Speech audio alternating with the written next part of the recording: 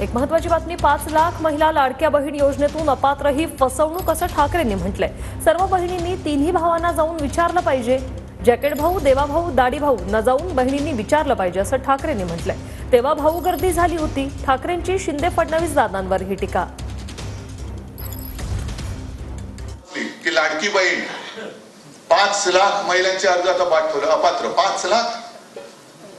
मग ते जे काय मत त्यांना, जर का लाडक्या बहिणीने त्यांना विजय मिळवून दिला असेल तर ही लाडक्या बहिणीची फसवणूक नाही तर दुसरं काय होतं? बहिणीने सगळ्या जाऊन विचारलं पाहिजे। जा, 3 भाऊ होते ना, जॅकेट भाऊ, दाढी भाऊ, तेव्हा भाऊ, जा विचार त्यांना। तेव्हा काय भाऊ गर्दी झाली होती, मीच तुझा भाऊ, मीच तुझा भाऊ। पण ही सगळी 5 लाख म्हणजे आतापर्यंत 5 लाख महिलांना अपात्र ठरवलेले। ही बातमी आता ऑनलाईन वाचली मी।